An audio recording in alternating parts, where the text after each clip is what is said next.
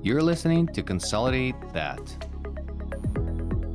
Welcome back to Consolidate That. Ivan, great to speak with you again. I was going to say see you, but we're on a podcast, so. Yeah, I saw that. You're like, see, you do see me, but listeners It started don't. coming. I'm seeing you, but fortunately no one else has to. So welcome back. I'm excited to chat with our guest today. I'll let you introduce him, but I think it's a really cool new type of guest that we've had on the show and talking a lot about the equity side of things. So I'll let you take over. Yeah, I'm very excited, Ryan. Good to see you and hear you today. I am very excited to introduce Richard Blann, or Rich. And Richard is the managing director of Cantor Fitzgerald, and he's a senior advisor to multi-site retail healthcare physician groups across a number of provider specialty areas, including ophthalmology, dental, dermatology, veterinary services, orthopedics, gastrointestinal, urology, ENT, and allergy radiology, and other specialties as well. Wow. He completed over 65 advisory transactions representing over $70 billion in aggregate value. Rich, welcome to the show. What a pleasure to have you here. Honored to be a part of the show, and thank you for having me. So I have many questions. So this has been, you probably, looking at veterinary industry and what is going on right now here. The multiples increased in the last, couple years. I'm not even talking about 10 years, 10 years a lot, but even like in last year, they went crazy. Everybody is jumping in on the veterinary medicine. There's a lot of reasons for that. Is that specific to us in veterinary domain, or is that what you're seeing in other verticals as well? Well, it's a great question, Ivan. Overall, in the physician practice management space, we're seeing an explosion of deal activity. It's largely being driven by a highly fragmented market, creating a lot of opportunity for scaled providers to consolidate the sectors. So while it's not unique to veterinary services, I think the vet sector in particular has grabbed the attention of investors that like the strategy and the model of physician practice management consolidation, but there are specific elements that make vet even more attractive than some of the human health specialty areas like dental or dermatology or ophthalmology. Specifically, driving that interest is the underlying industry growth of mid to high single digits year over year, a massive opportunity to provide capital to a capital-constrained industry for investment in practices and technology and services. The lack of a reimbursement environment makes vet services extremely attractive when 98% of the payments for services being provided are being done so out of pocket without an insurance or an insurance payer for those spaces. And the burnout rate in the vet sector is amongst the highest across all specialty areas within the medical field. And the consolidators, are trying to create platforms that can appease that concern and issue while also giving people an opportunity to be part of something bigger and part of something that's growing these practices. Rich, you hit on our full thesis and all of our topics. So I'm going to take what you said and dissect it a bit. First off, I think it's pretty interesting because I know just in my own area, there was a boom of the urgent cares, human health urgent cares. And you saw them pop up everywhere, like CVS's and banks almost. And then slowly you started seeing some for lease signs in front of some of those places. So the veterinary industry right now, we're at about 20% consolidated. Where do you think the plateau is for our industry? I think there's a really long runway for growth, but given the demand by the consolidators and the significant amount of capital that is behind these platforms, we could potentially see the sector getting to a consolidation of 50% over the course of the next 5 to 10 years. Just to give you one data point that I think is quite a fascinating one. In 2020, so in 1 year alone, over 1,500 vet practices were acquired by consolidators. So 1,500 out of roughly 30,000 in the entire industry represents about 5%. So 5% of the market was consolidated last year alone. And you can extrapolate that data to then think about, well, if it's 5% per year, that could mean 25% over the next 5 years, which gets us pretty close to that 50% consolidation level. So I think that given the number of players that are in the sector today, the amount of capital that's behind them, and the extraordinary opportunity and demand, we could see this sector consolidate at a much higher rate over the course of the next 5 years compared to over the last 5 to 10 years.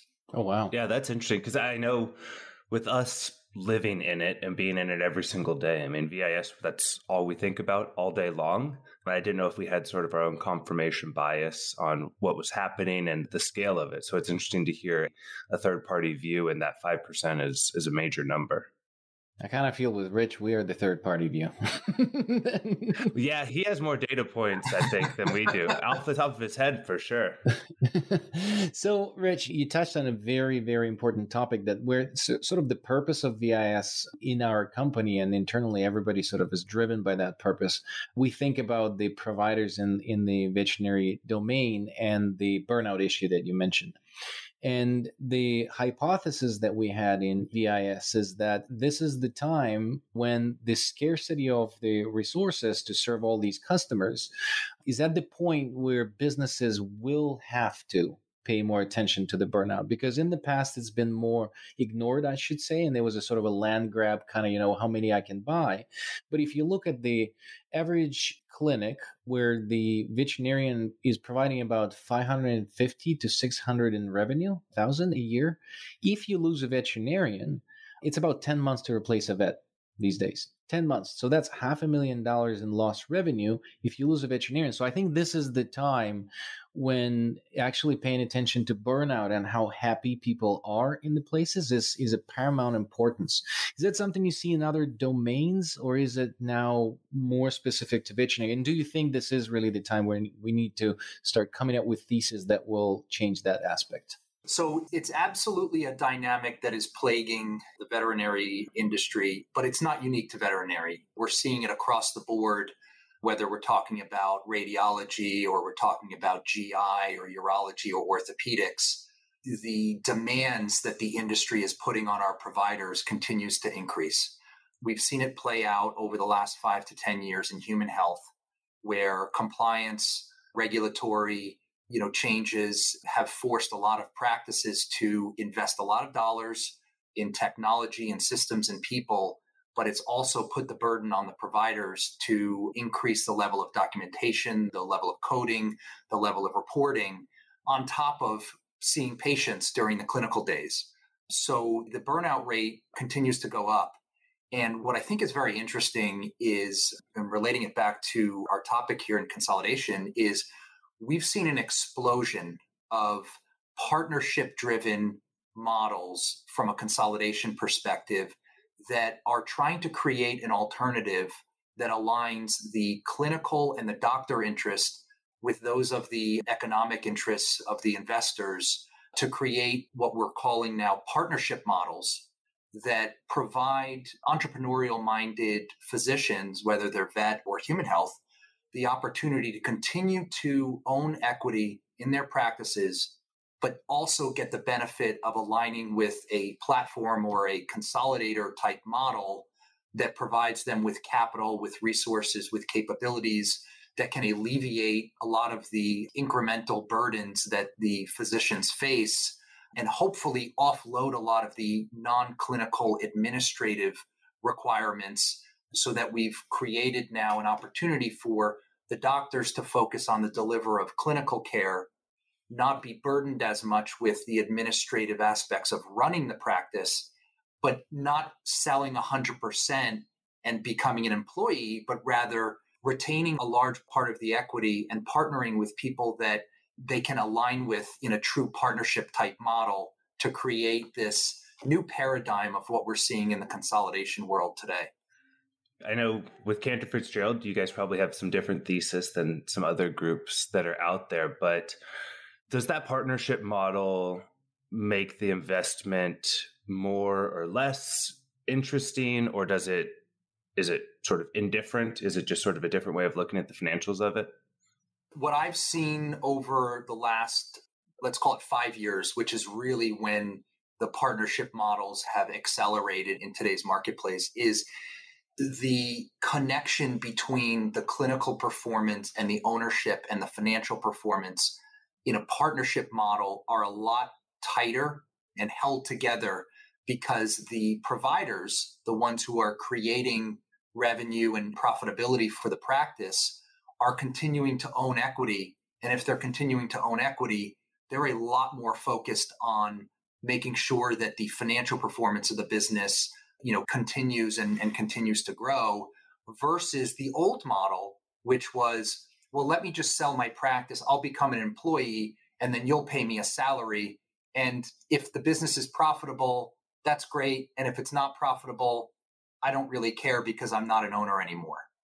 So I think in today's world, the partnership model has gained a lot of traction and a lot of interest because it has created and facilitated this alignment between the providers and the investors. And has that been mirrored or tested in other verticals as well? Absolutely. It has really taken shape across the entirety of the physician practice management world. And we've seen a massive shift away from the old model, which was the buyout consolidation model, where they're buying 100% of the equity. And then the parent company comes in and changes the name. They change the practice management system. They change even the way that care is delivered to the patient base, whether it's human or animal, as well as a whole bunch of other operational changes that usually take place the first day after the closing of the practice acquisition. The partnership models are more of a glide path transition, and I think what appeals to today's providers is the ability to gain the access to that larger platform, but not do it in an intrusive manner that, could lead to a disruption of the business and a disruption of the patient flow, or any other impacts to the business that, could be detrimental to the practice. So that resonates so much with what we are, seeing in our domain. I think that the partnership models are becoming stronger and stronger. The only challenge that I see is that, and it would be very interesting to hear your opinion. The one thing that we started calling these acquisitions, usually when you look at the asset purchase, you're purchasing the building, if you do, or the location, the client list, the equipment, if you'll kind of break it down. What we're looking more at, it's really also an acqui-hire. And it's not just the seller, because what I'm seeing more and more then, when the seller is finally cashing out, then there's associates that maybe had the relationship, the promises, and other things. And if there's no connection of investors to these associates and they were a part of revenue that is produced, then you lose all of that revenue and you don't retain the workforce. So we're seeing more and more that being addressed more in a format that, there's no scarcity of patients. There's enough pets right now. There's, after COVID, there's such an increase in pet ownership and the details that people observe at home. So there's really an influx of patients, but there's a scarcity of veterinarians. But my specific question is, in these partnership models, when there is a partial transfer of ownership and you still retain, let's say 30%, 40% of the practice, then it looks like that some synergies that you could do as a network after acquisition, you can't leverage them as the whole organization, because if there's still ownership of one unit by the clinician who owned it, then the synergies, if they will exploit all the synergies, the upside that is shared at the central organization is then not shared with the organization. From that piece is still retained. Like, is there any time a conflict where you're retaining a part of just your one unit rather than rolling the entire thing or partial, like the whole cash amount, but the ownership is transferred? Is there any loss in synergies if you're doing one or the other? That's a great question. Look, the models have evolved to the point where the investors and the platforms are trying to create solutions that align with the desires and the interests of the selling doctors. So in some instances, the doctor might want to keep equity at the practice level because he or she knows the business, they've owned it for many years, and they feel like they can keep a closer eye and better understand the financial impact if they continue to own equity at their own practice level. There are models where the doctor's equity gets sold to the parent, and in exchange, they get back shares in the parent company. So, and then there's other types of varieties of that fall in between. And, not to get, too granular around how these things are structured, but, does a traditional buyout consolidation model deliver greater synergies than one of these partnership models where the docs are owning at the practice level? Not necessarily.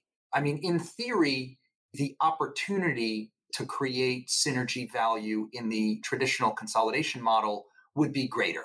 So you think about having a unified brand.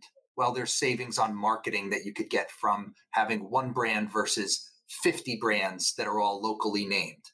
But for the most part, you're still getting the benefits of purchasing power on supplies. You're getting purchasing power, if you're using certain third parties, whether it's for lab work or other types of, third parties that you're sending out to.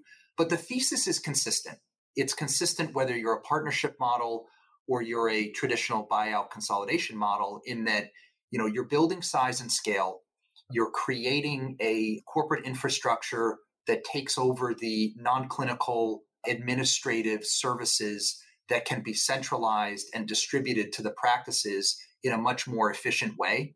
So you don't necessarily lose anything if you're a partnership model, versus a consolidation model in that respect. And I actually think in many ways, the partnership model can deliver greater synergy potential because you're less concerned about doctor turnover in those environments. So perhaps you're actually spending less money on recruiting, because your doctors tend to stay with the practice with much more regularity. And then even taking it one step further, if your partnership model also creates an opportunity for your associate doctors to buy into equity at some point, that further retains the provider base, which in any PPM business, physician practice management business, is the number one focus in terms of delivering, consistent, growing, financial performance. And if you have disruption in your practice with your providers leaving and going out and hiring, like you said earlier, Ivan, it takes 10 months to replace a departing doc. That's a material disruption to your business. Yeah, absolutely. And I have a following question to that, and it's more down to operational level. I don't know how much you see the deals once they leave your desk, but I think that now we keep talking through, our podcast and through our thesis on just how to build consolidation at VIS, that it's very important to be fully transparent with your thesis, because what we see sometimes, and especially in the partnership models, and that depends on the horizon of also investment that is done, but a lot of these situations happen when the initial investor, initial executive team with first investor in this, they're coming in and there's, 3 to 5 year horizon. And they say, we're not going to change anything operationally. We're just going to do the back office management and everything else. But then in 3 years, they recap and then they get the next financial institution. And then they're saying, well, it's not us, it's these new guys. But for people that work there and they partnered up for 3 to 5 years, everything changed. They're saying, okay, now we're changing practice management system. Now we're changing, the vendor. Now we're changing the lab, in-house lab. So do you see that inconsistency in messaging, and, do people walk the walk with how these consolidations perform? Great point. I think the most successful consolidators, whether they're buyouts or they're partnership models, I think one of the key attributes that make them successful is having a very succinct strategy that is well communicated and distributed, not just to the providers, but throughout the organization. Having a clear set of goals for the company, having a clear set of goals at the practice level, having a clear set of goals at the individual employee level has provided people with an opportunity to very clearly articulate how they define success and how they track and evaluate success and how they reward success. So, if you have a strong communication culture across the platform with these very simple but very powerful defined components, you're on a path to success. You've effectively educated everyone throughout your organization on how you evaluate performance and what's important to the group, and then bringing it back to what's important for each person in each role. And with that understanding and communicating that throughout the organization gives people the confidence that they understand what they need to do to be individually successful. And if you have those people all striving to achieve that success, the organization will have success. You hit some great points about goals there.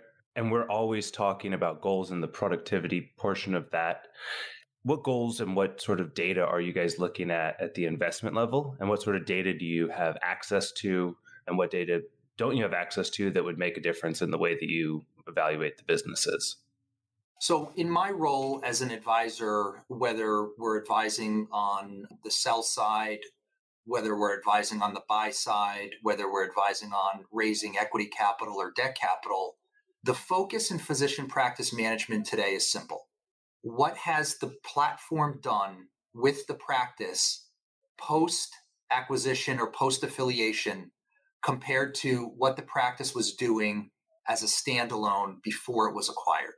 And if the platform has good track record in implementing some changes, they don't have to be dramatic changes, but there has to be a strategy and industrial logic around why they went and acquired that practice, what they did with the practice after they owned it, and the performance should then yield a better result post-affiliation or post-acquisition relative to what it was doing before it was acquired.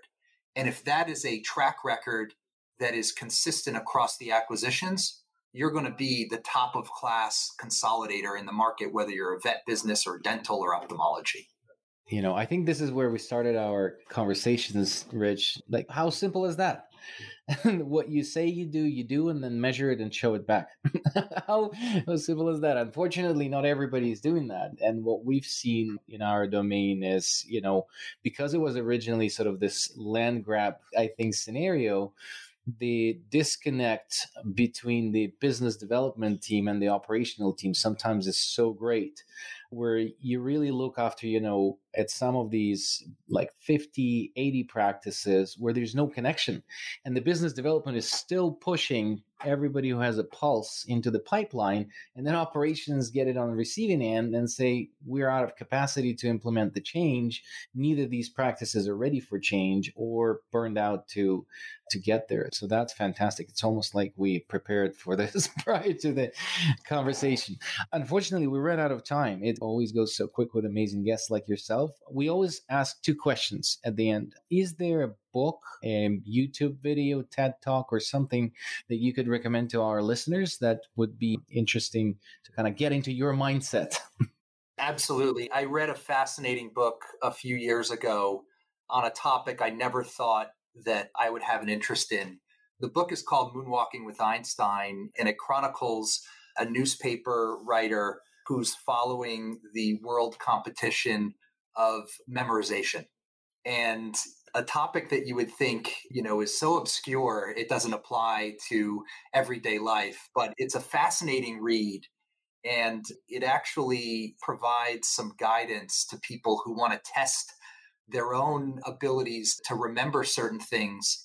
And the most fascinating part that I took away from the book was that the people who compete in these tournaments or these championships or what have you are not people with photographic memories.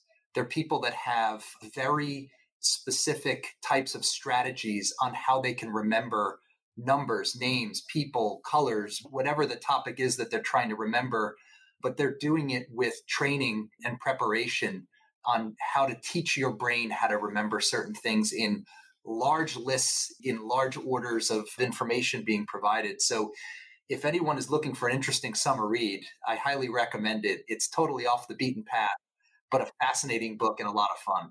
Awesome. Oh. Well, and then our next question we always like to ask is, who would you recommend that we have as a guest on the show? Absolutely. So, I've been speaking with a young entrepreneur, for the better part of the last couple of years here, as he's built, I think, a really interesting and fascinating business model in the veterinary space, specifically serving the urgent care, part of the market, which, in the vet space is vastly underserved, between your primary care and your hospitals. But Mo Punjani, who's the founder and CEO of Bond Vet, based here in New York City, started the platform about 2 years ago with a single urgent care clinic. And now they're up to 7 or 8 clinics here in the greater New York area. And the following is fascinating, not just because it's serving an area of the market that's gone underserved, but they've done it with technology, with ease of use, and really appealed to the younger community of pet owners that are looking for opportunities to make sure that their pets are well taken care of, but doing so in a very convenient, tech-friendly type way so that they're not calling up their GP practice and waiting on hold for 45 minutes, but rather have a very cool app that they can schedule appointments on and use that to help them facilitate the care for their pets. So Mo's built a great business. It's off to a great start. I think it's got a lot of growth ahead of it, and the opportunities are almost endless. That's great. Yeah, we're definitely fans of what they're doing. They've got a really unique brand and a cool aesthetic to what they do as well. So great to hear that. Rich, thank you so much for finding the time. I know you're a busy guy. This has been fascinating. I think that our listeners will benefit a lot from listening to this episode, and I really appreciate you finding the time. Well, thank you very much. I had a lot of fun. It was great chatting with you guys, and look forward to potentially doing this again sometime. Great. Thank you. Thanks, Rich. Thank you so much for listening to Consolidate That. If you want to hear our new episodes, please find us on any podcast platform. Also, you can learn more about us on our website at vetintegrations.com.